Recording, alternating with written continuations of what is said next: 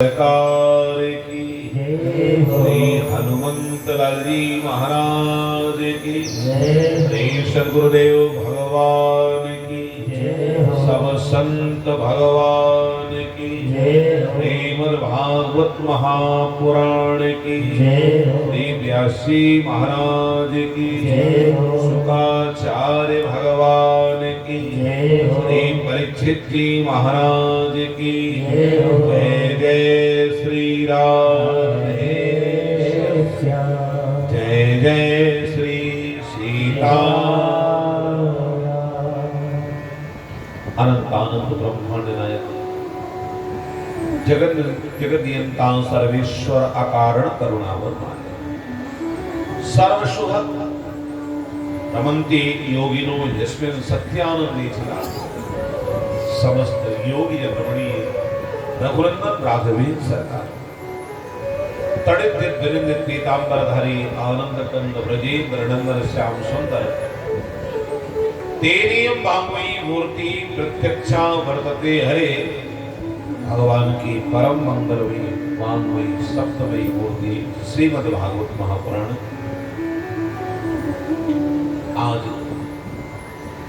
अष्टम दिवस की कथा आप सब सुनने जा रहे हैं।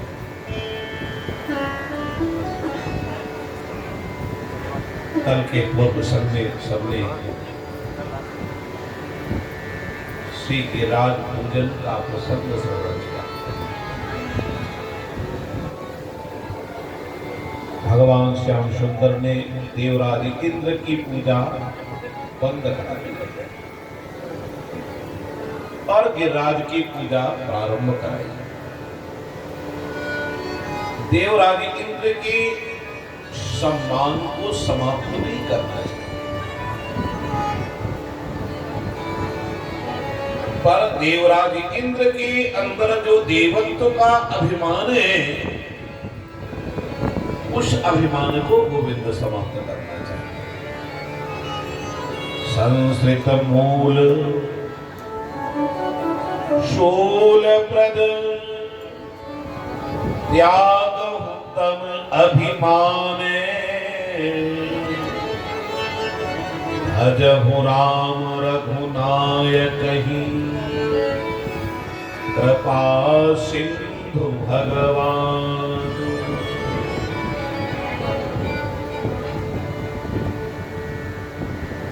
अभिमान जीवात्मा का पतन करने वाला, चाहे वो धन का अभिमान हो, चाहे जन का अभिमान हो, रूप का अभिमान हो, गुण का अभिमान हो, अपने ज्ञान का अभिमान हो, भक्ति का अभिमान हो, अभिमान न होने का अभिमान हो, ऐसी स्थिति अगर है तो निश्चित ही प्राणी का पतन आवश्यक है।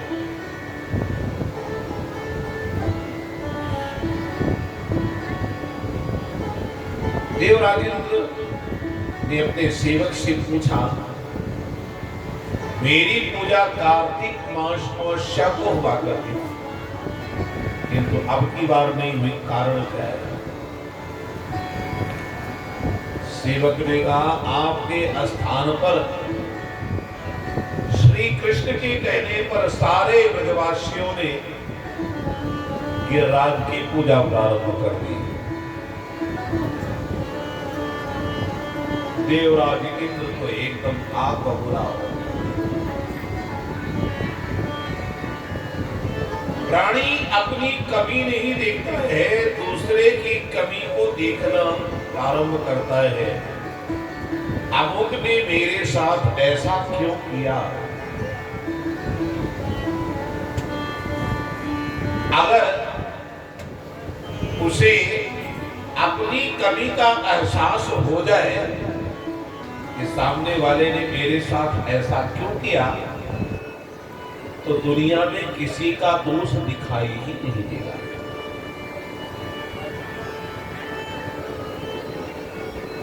देवराज इंद्र ने सांवर्तक नाम के मेघों को कहा, देखो तो भला ये कृष्ण है तो महामूर्ख, पर ब्रजवासी ग्वालवाल इसे विद्वान मानते हैं क्योंकि ये बड़ा वाचाल है। वाचालम बलिसम स्तब्धम अज्ञम पंडित मानिना कृष्णम मर्तम उपासते गोपा में चतुर प्रियम।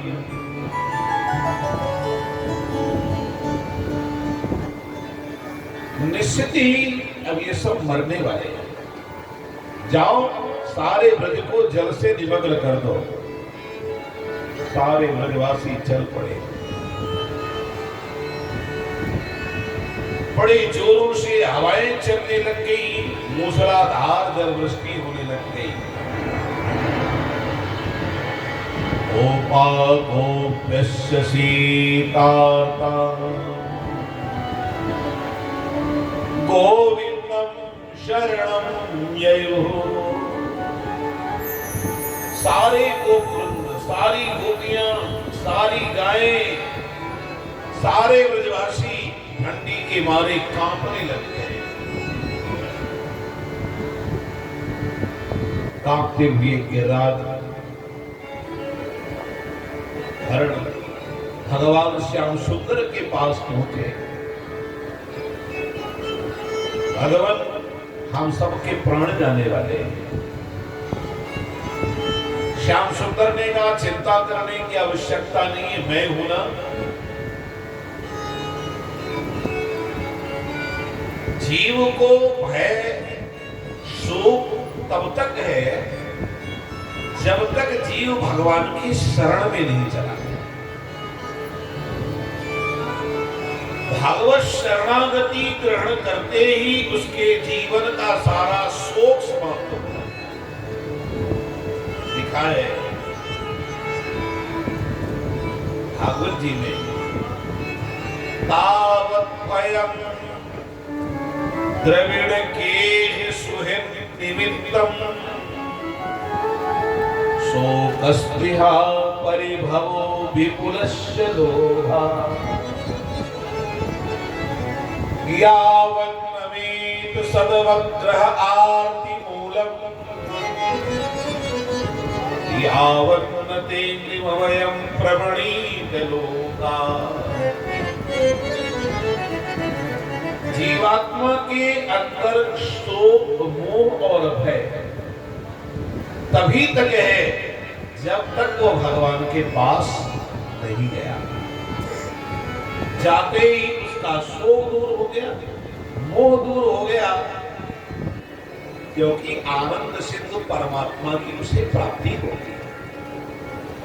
जब आनंद सिंधु परमात्मा हमारे जीवन में आ गया तो फिर शोक का,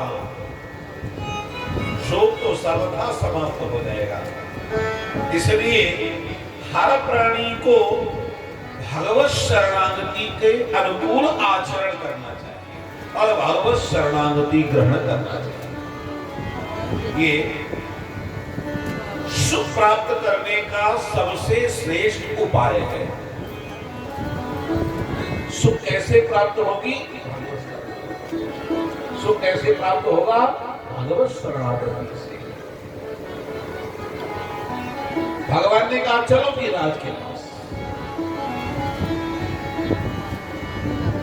देखो, भगवान या महापुरुष स्वयं दुख को दूर करने में सर्वथा समर्थवान है, पर अपने आप को ये नहीं बताना चाहते कि मैं समर्थवान हूं। इसलिए भगवान ने गिरिराज का आश्रय लेकर के बताया कि गिरिराज की शरण में चलो।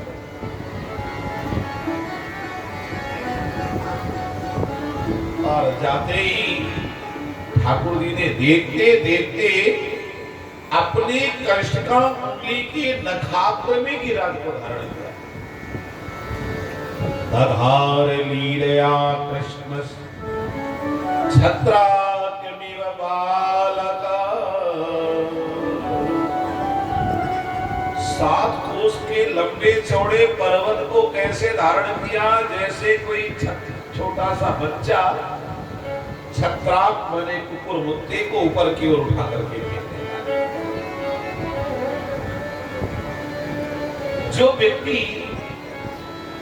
एक कृष्णा उंगली में कृष्णा उंगली के नखाग्र में गिरिराज को धारण किया है, वो कोई सामान्य होगा क्या? हम तो 50 ग्राम का पत्थर भी नहीं रख सकते, और भगवान साथ को उसके लंबे चौड़े पर्वत को धारण करें। यही है वेदों ने, स्मृतियों ने, पुराणों ने कहा है, कर्तुम अकर्तुम अन्यथा सर्वम कर्तुम समर्थ। श्री राम जी, कर्तुम अकर्तुम अन्यथा सर्वम कर्तुम समर्थ। काल कर्म स्वभाव गुणभक्षक,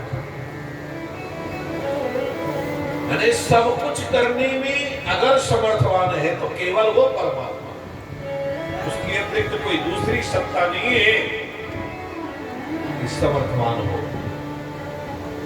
आज भगवान ने धारण किया, सारे ब्रजवासी भगवान की आज्ञा के अनुसार गिरिराज के नीचे आ गए।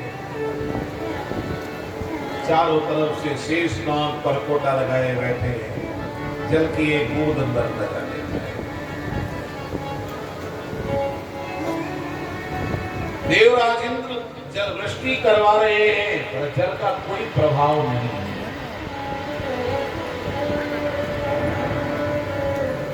भगवान तो अपने नखाग्र में गोवर्धन को धारण किए देख मैया यशोदा का वात्सल्य उमड़ पड़ा। मैया कह रही, देखो मेरे लाला ने अपने कनिष्ठ का उंगली के नखाग्र में गिरिराज को धारण किए है, कहीं ऐसा न हो जाए कि मेरे लाला की कोमल कलिका बन जाए। सारे ब्रजवासियों से, सारे ग्वाल वालों से कह रही है, अपने लठिया को लगाए लो, कहीं ऐसो ना हो जाए कि मेरे लाला की कोमल कलियां बुलक जाए।